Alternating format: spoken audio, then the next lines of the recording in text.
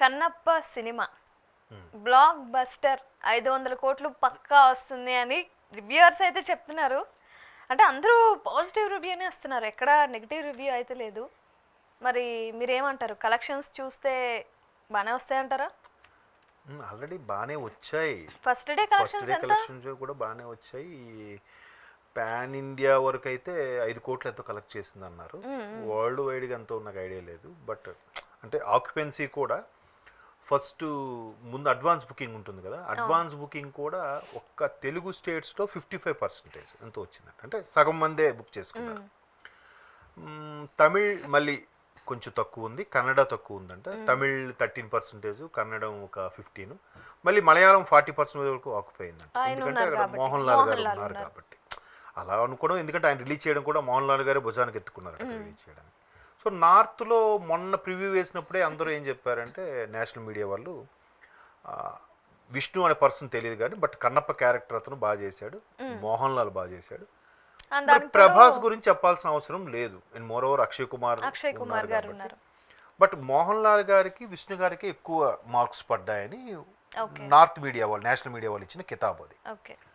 So collections ఎలా వచ్చాయి ఏంటి ఓపెనింగ్స్, ఇప్పుడు చాలామందికి నేను సినిమా రిలీజ్ అవ్వకముందు కూడా నేను అదే చెప్పా, సినిమా ఖచ్చితంగా సినిమా యాంగిల్లో చూడండి బాగుంటుంది. ఎందుకంటే కన్నప్ప అనే సినిమా వచ్చిన దాన్ని మరలా చిన్న చిన్న మార్పులు, చిన్న చిన్న కమర్షియల్ ఎలిమెంట్స్ యాడ్ చేస్తూ చేయడం అనేది సాహసమైన సినిమా. పాతది బాపు గారి సినిమా, రెబల్ స్టార్ కృష్ణరాజు గారు నటించిన సినిమా, ప్రభాస్ గారి సొంత సినిమా, వాళ్ళ నాన్నగారు ప్రొడ్యూసర్ కాబట్టి అప్పట్లో సూపర్ హిట్ అది. వాణిశ్రీ గారు అప్పట్లో టాప్ హీరోయిన్. సో అట్లాంటి సినిమాని మరలా ఇప్పుడు రీమేక్ అనుకోండి, లేదంటే మళ్ళీ కొత్తదనంగా చేయడం అనేది సాహసమైన నిర్ణయం. రెండోది దేవుడితో సినిమా అంటే కొంచెం కళ్ళు ఒళ్ళు దగ్గర పెట్టుకునే చెయ్యాలి. ఇకపోతే మూడవది ఈయన మీద ఉంటే ట్రోల్స్ అది ఇది కుటుంబ వ్యవహారాన్ని పక్కన పెట్టి ధైర్యం చేసి చేశాడు. ఇప్పుడు ప్రభాస్, అక్షయ్ కుమారు, మోహన్ లాల్, శరత్ కుమార్ గారు, మోహన్ బాబు గారు, కాజల్, ఇంతమందిని కాస్టింగ్ క్రూగా పెట్టి వాళ్ళకి ఒప్పించి మీకు ఈ పాత్రలో ఎంత డెప్త్ ఉంటుంది, ఇంత వెయిటేజ్ ఉంటుంది, మీరు చేస్తే బాగుంటుందని ఒప్పించడం కూడా టాలెంటే కదా. టాలెంటే. ఎందుకంటే ఆయన పాత సినిమాలు చూసుకున్నట్లయితే ఏవీ లేవు. అంటే ఈ మధ్య కాలంలో ఆయన చేసిన సినిమాలో ఏం లేవు. ఇంతకుముందు కమల్ హాసన్ గారు అన్నట్టు ఏ హీరోకైనా ఏ దర్శకుడికైనా what is your business card, మీ విజిటింగ్ కార్డ్ ఏదంటే your previous movie is your business. అంతే కదా. ఆ హిట్ బట్టే వీడికి ఇప్పుడు ప్రొడ్యూసర్ నుంచి బ్రీఫ్ కేస్ గానీ వస్తుంది అడ్వాన్స్ కింద, లేదంటే డైరెక్ట్ నుంచి మంచి డైరెక్టర్ నుంచి కథ అయినా వస్తుంది. ముందు హిట్ లేకపోతే ఎవరు చేయరు. పైగా ఈయనే కథ స్క్రీన్ ప్లే నడిపించుకొని అంత చేశాడు. ఎన్ని విమర్శలైనా ఇప్పుడు చూసేవాళ్ళు కూడా ఏమంటున్నారు, విష్ణు చాలా బాగా చేశాడు, న్యాయం చేశాడు. అక్కడక్కడ ఫస్ట్ హాఫ్లో కొంచెం ల్యాగ్ అయ్యాయి, కొన్ని హీరో హీరోయిన్ రొమాంటిక్ సీన్స్ ఇబ్బందికరంగా ఉన్నాయి అంటూనే, అలా అంటూనే జెన్యూన్ రిపోర్ట్ నేను చెప్పేది. ఈయన గతంలో కొన్ని చేసిన వ్యాఖ్యలు ఏది మీడియా ముఖంగా, లేదంటే మా ఎలక్షన్ సందర్భంగా మాట్లాడిన వ్యాఖ్యలు ఏవైతే ఉన్నాయో అటువంటి యాటిట్యూడ్ విషయాలు కొంచెం తగ్గించుకుంటే బాగుంటుంది, ఈయనకి మంచి కెరియర్ ఉంది అని కూడా ఒక పెద్ద ఆయన క్లియర్గా ఓపెన్గా చెప్పాడు. నేను పేరు చెప్పను. అంటే సినిమాని సినిమాలాగా చూడండి. గుడ్. ఇప్పుడు అయితే ఒకట్లేండి, మీడియా మిత్రులు కూడా కొంతమంది ఇబ్బందికి గురి చేశారు వాళ్ళని. ఎలా అంటే ఇప్పుడు వాళ్ళ పర్సనల్ విషయం వద్దు, మీరు బయటికి వెళ్ళిపోండి అంటే, నేనేదో ఫీడ్ సంపాదించాను, నేనేదో మార్కులు కొట్టించాను అని చెప్పి మళ్ళీ వెనక్కి వెళ్ళి బుక్లో పొలు పెట్టినట్టు మైక్ పెట్టడం ఎందుకండి? మీ ఇంట్లోకి వస్తే ఎవరైనా మీరు ఊరుకుంటారా? ఎవరో మీరు బయటకు వెళ్ళి అంటామా లేదా? మళ్ళీ వాడికి వెనక్కి వస్తే మీదకి వస్తున్నావు ఏంటని చెప్పి 4 తగిలిస్తామా తగిలించమా? ఆ సిచ్యువేషన్ కూడా కొంచెం ఫైర్ లో ఉండే సిచ్యువేషన్. అలాంటప్పుడు మీరెళ్ళి ముందు మైక్ పెట్టి కానీ సొసైటీ అంతా కూడా ఏం చేసింది, మోహన్ బాబునే తప్పు చేసింది, ఆయనతోనే సారీ చెప్పించేసింది. తప్పు ఎవరు చేశారు? వాస్తవం మాట్లాడుకోవాలి కదా. నెక్స్ట్ విష్ణు గారు కూడా ప్రమోషన్స్కి వెళ్తే చాలామంది మీడియా మిత్రులు, మా సీనియర్స్, సార్ ఇది కన్నప్ప ప్రమోషన్లో భాగం, దీని గురించి మాట్లాడండి అని నవ్వుకొని చెప్తున్నా, చాలా మర్యాదగా చెప్పారు. చెప్తున్నా కూడా 4-5 సార్లు మనోజ్ ఎందుకు అలా చేశాడంటారు, సినిమాలో మనోజ్ ఎందుకు పెట్టుకోలేదు సార్ ప్లీజ్ అని చెప్తున్నా కూడా ఇప్పుడు ఎవరు తప్పు చెప్పండి? ఒకవేళ ఆయన సీరియస్ లేచి వెళ్ళిపోతే వెంటనే ట్రోలింగ్, వాడికి ఒక తంబనైలు, ఎంత పొగరు, నువ్వు వద్దని చెప్పింది 4 సార్లు అడిగితే నిన్నేమని వెయ్యాలి చెప్పండి? కదా. అంటే నేను ఇవన్నీ ఎగ్జాంపుల్ ఎందుకు చెప్తున్నానంటే ఇక్కడ ఏదో నేను విష్ణుకు ఫేవర్గానో మా సీనియర్స్కి యాంటీగాని చూపించే ప్రయత్నం కాదు. కాకపోతే సినిమాని సినిమాలో చూడండి, అర్థం చేసుకొని ప్రయత్నించండి, వాళ్ళ కష్టాన్ని తెలుసుకోండి. ఒక చిన్న సన్నివేశం తీయాలంటే ఒక రోజు పడుతుంది ఒక్కొక్కసారి. ఆ బ్లూ మ్యాట్ పెట్టి ఆ వైర్ వర్క్ ఒక్కోసారి కరెక్ట్ యాంగిల్లో వాడికి తన్నాలని ఉంటుంది, పొరపాటున ఇక్కడ తన్నకుండా ఇక్కడ తన్నొచ్చినా మళ్ళీ రీటేక్, వాడు కరెక్ట్గా ఆ రోప్ వదిలేవాడు కరెక్ట్గా వదిలాడి, కెమెరా ఫ్రేమ్ కరెక్ట్గా ఉండాలి. అక్కడితో సరిపోదు, వెనకుండే వాళ్ళు కూడా. ఇప్పుడు చాలామంది డ్యాన్స్ కష్టం కదా, డ్యాన్స్ ఒక్కొక్కసారి అరే సింగిల్ టేక్లో చేసాడంటారు స్టెప్ అంటారు. అక్కడ వెనక గ్రూప్లో ఉంటారు ఒక 20 మంది, వాళ్ళలో ఏ ఒక్కడు సరి చేయకపోయినా మళ్ళీ మొత్తం తీయాలి. హీరో ఒక్కటే కాదు, హీరోతో పాటు ప్యారలల్గా సింకే స్టెప్ వెనక లైన్ వాడు కూడా సరిగ్గా వేయకపోయినా మళ్ళీ సార్ మీరు బాగా చేశారు కానీ వెనక మిస్ అయింది అని అంటే అబ్బా సరే పెట్టండి. ఎట్లా ఎంత కష్టం ఉంటుంది, కూడుకున్న పని. దాన్ని ఒక్కసారి ఆలోచించి అరే ఎంతమంది, దానివల్ల ఇంకోటి కూడా ప్లస్ పాయింట్ చెప్తారు. అలాంటి ప్రొడ్యూసర్లు సినిమా తీస్తే దాని మీద ఎంతమంది రివ్యూస్ రాసుకునే వాళ్ళు, ఎంతమంది ఛానల్స్ మెయింటైన్ చేసేవాళ్ళు, ఎంతమంది వ్లాగర్స్ ప్రత్యక్షంగా పరోక్షంగా ప్రొడక్షన్ వాళ్ళు 24 క్రాఫ్ట్స్ వాళ్ళు బతుకుతున్నారు. వాళ్ళకు కంటిన్యూస్గా సినిమా జరిగితే ఒక 5-6 నెలలు ఫుడ్ దొరుకుతుంది. ఇట్లాంటి చేసి అటువంటి ప్రొడ్యూసర్లు లేకుండా చేస్తే నెక్స్ట్ వాళ్ళందరికి తిండి మీరు పెడతారా, పెట్టగలరా? లేదు కదా. ఆమె నేనింతే సినిమాలో మొమైత్ ఖాన్ ఒక డైలాగ్ కొడుతుంది. ఆమె సినిమాలో హీరోయిన్కి యాక్ట్ చేస్తుంది. సూసైడ్ అటెంప్ట్ చేసి బయటకు వచ్చి మా మీదే కదరా మీరు బతుకుతున్నది, మా మీద ఎందుకు ఎంత బ్లేమ్ చేస్తారని అడుగుతుంది ఆమె. అది పూరి జగన్నాథ్ దగ్గర పెట్టిన డైలాగ్, అది కరెక్టే కదా. ఆ ఇండస్ట్రీ లేకపోతే మీరు దేని బేస్ చేసి బతుకుతారండి? ఈ సోకాల్డ్ ఎంటర్టైన్మెంట్ ప్రోగ్రామ్స్ కానీ, సోకాల్డ్ ఛానల్స్ కానీ, రివ్యూవర్స్ కానీ అది పైసలు తీసుకుని చేస్తున్నారో తీయకుండా చేస్తున్నారో జెన్యున్గా చేస్తున్నారో పక్కన పెడితే కదా. ఎంతమంది ఈ ఓటీటీ ప్లాట్ఫామ్లు, శాటిలైట్ ఛానల్స్ కదా. సో మంచి ప్రొడ్యూసర్స్ తీస్తున్నప్పుడు ఎంకరేజ్ చేయండి. ఇంకో సినిమా కూడా ఇంకో డైలాగ్ కూడా ఉంటుంది, ఆ రివ్యూ మరీ 2.2 ఇచ్చాడమ్మా, వాడేవాడా రివ్యూ ఇవ్వడానికి? ఈరోజు ఈ కన్నప్ప ముందు ఒక పెద్ద సినిమా రిలీజ్ అయిందమ్మా, దానికి మంచి రివ్యూ ఇచ్చేసారు అందరూ, సూపర్ బ్లాక్ బస్టర్ అన్నారు. నేను పేరు చెప్పను, ఇప్పటికీ అర్థమై ఉంటుంది జనాలకి. అది మొన్న నేను చూశాను, నాకు నచ్చలే, ఏమీ లేదు సినిమాలో. బాగా యాక్షన్ బాగానే చేశాడు, సినిమాలో ఏముంది?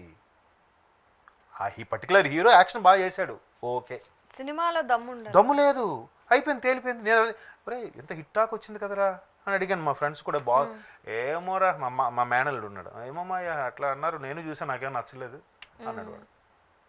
అయిపోయింది ఇంకా. అంటే ఊరికే క్రేజ్ తీసుకొచ్చి పైసలు ఇచ్చి రాయించుకుంటే అన్నాళ్ళు నిలబడదు. కన్నప్ప కూడా ఎంతోమంది దీన్ని బ్లేమ్ చేయాలని, బదనాం చేయాలని ట్రై చేశారు. అయినప్పటికీ సెకండ్ హాఫ్ ఒక రేంజ్లో ఉందంట. ఇకపోతే మీలాంటి ఫ్యాన్స్, ప్రభాస్ అమ్మాయిలు మ్యాక్సిమం ప్రభాస్ ఫ్యాన్స్ కాబట్టి నేను అనుకుంటున్నాను, వాళ్ళు ఏమంటే ప్రభాస్ కోసం వెళ్ళారు సినిమా అన్నారు.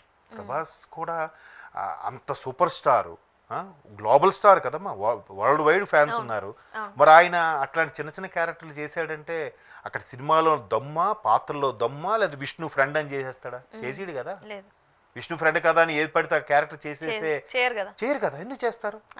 ఎందుకంటే రెప్యుటేషన్ దెబ్బతింటుంది. వరుసగా ఇప్పుడు ఆయనకు 3-4 సినిమాలు ఉన్నాయి. ఆ ప్రొడ్యూసర్స్ వాళ్ళు ఎంతమంది ఇబ్బంది పడతారు కదా. ఆయన ఒప్పుకున్నాడంటే ఎంత డెప్త్ లేకపోతే ఒప్పుకుంటాడు. ఆ ఎలివేషన్, ఆ పిక్చరైజేషన్ మాత్రం చాలా బాగుంది. సీన్ టు సీన్ చాలా అందంగా ఉంది చూడడానికి. ఇంకోటి సినిమాలో నాకు బాగా నచ్చింది ఏంటంటే, ఈయన ఒక మూర్ఖుడుగా, చదువులేని ముద్దుగా ఉన్న ఒక బోయవాడు శివుడు భక్తుడుగా ఎలాగ డైవర్ట్ అయ్యాడు, ఎలాగ రూపాంతరం చెందాడు అనేది హైలైట్ సినిమా. అయితే ఇక్కడ రివ్యూవర్స్ వాళ్ళ నుంచి వచ్చిన క్వశ్చన్స్ నేను కొన్ని అడుగుతున్నా. ఫస్ట్ హాఫ్ అంతా ఏంటి ఫుల్ రొమాన్సే ఉంది, దేవుడు సినిమా అన్నారు, ఫస్ట్ హాఫ్ అంతా రొమాన్సే ఉంది అని అంటున్నారు, ఏమంటారు? దీనికి నేను చాలా 2-3 ఛానల్స్ కూడా చెప్పానమ్మా ఎగ్జాంపుల్. ఇప్పుడు అన్నమయ్య సినిమా మీరు చూసారో లేదో, సినిమా అంతా సూపర్, కానీ మోహన్ బాబు గారు అదే సాలో నరసింహరాయల క్యారెక్టర్ అది, మోహన్ బాబు గారిది, రోజా గారిది పాట లేకపోతే బాగుండేది అనేవాళ్ళు ఉన్నారు. కానీ అక్కడ రాఘవేంద్ర గారు ఎందుకు పెట్టారంటే, అటువంటి రసికరాజు అన్నమయ్య లాంటి భక్తుడు దొరికాక నా భార్య మీద రాయు కీర్తనలో అడిగాడు. అంటే వాడికి ఎంతసేపు అదే తలంపులో ఉంటాడు, వాడికి భక్తి లేదు, రక్తి ఉంది. సో అటువంటి వాడికి కూడా భగవత్ సాక్షాత్కారం అయ్యి అన్నమయ్య నుంచి వెనక ఒక నరసింహ అవతారం వచ్చిన తర్వాత మారి, ఓహో ప్రభు మీరెంత గొప్పవాళ్ళ అని మారుతాడు కదా. మరి అంత ఇదిగా ఉంటేనే కదా ఇక్కడ చూపించగలుగుతాం. ఇప్పుడు హీరో కొట్టాడమ్మా, కొడితే ఇక్కడే పడ్డాడు అనుకోండి, ఏముంది ఎలివేషన్? కొడితే అక్కడెక్కడో అక్కడెక్కడో పడాలి, పడాలి. ఇక్కడ కొడితే అండమాన్లో పడాలి వాడు, ఆంధ్రాలో కొడితే కదా. అంటే ఇది ఎంత గట్టి కొట్టాడు రా బాబు అని ఫీల్ రావడం కోసం కదా. సో ఇక్కడ కూడా సో అట్లా ఈ భార్యతోనూ లేదా ప్రియురాలతోనూ ఉండే వేషాలు ఇవి వేసాడే తప్ప వాడికి దేవుడు దెయ్యం లేదు, తల్లిదండ్రులు లెక్క చేయడు, ఏమి ఉండడు. అటువంటి వాడు ఎలా దారి మళ్ళాడు అనే దానికి కొన్ని సీన్స్ అవసరం అవుతాయి. మేబీ కమర్షియల్ అనుకోండి, అటువంటి వాచ్ కోసం వెళ్ళే వాళ్ళు లేరా? సొసైటీలో అవే ఎక్కువ చూస్తున్నాం కదా పొద్దున్న లెగిస్తే. గాంధీ సినిమా ఎక్కడ ఆడింది మన దగ్గర? ఆడలేదు కదా. అన్నీ చంపుకోవడాలు నరుక్కోవడాలు సినిమాలు అయితేనే 100 days ఆడుతున్నాయి. అయితే ఇంకో ప్రశ్న ఏంటంటే, ప్రభాస్ ఉన్నాడు కాబట్టే సినిమా హిట్ అయింది, ప్రభాస్ లేకపోతే అసలు సినిమా హిట్టే లేదు అంటున్నారు. ఏమంటారు?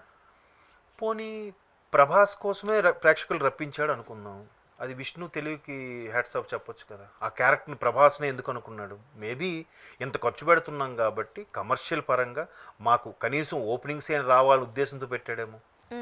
ఓపెనింగ్స్ వచ్చిన తర్వాత ఎంత ప్రభాస్ అయినా, ఇప్పుడు చిరంజీవి గారు ఒకసారి చెప్పారమ్మా, అప్పట్లో ఫ్యాన్స్ పిచ్చైపోరు, అన్నా నువ్వు ఉంటే చాలన్న ఫస్ట్ వరకు అంటే ఆయన ఒకటే చెప్పాడు, నిజమే నేను ఉంటాను. ఏది ఇంద్ర 100 days ఫంక్షన్లో ఇప్పుడు తిరుపతి వెళ్ళాము, స్వామిని చూసాము, ముందు తోసేస్తూ ఉంటారు, అరే ఒక 5 నిమిషాలు ఆగితే బాగున్నాం, 5 నిమిషాలు ఆగుతాం, అబ్బా. తర్వాత ½ an hour ఆగాం, స్వామి దర్శనం బాగుంది. 1 hour ఆగితే ఇంకా చాలు, వాళ్ళకి రేపు మళ్ళీ కావాలి దర్శనం చేసుకుంటాం అనుకుంటాం లేదా? సో అలాగే స్వామికే వెళ్ళినప్పుడు నేనెంత ఆఫ్టర్ ఆల్ చిరంజీవిని నేను అని ఆయన చెప్పాడు.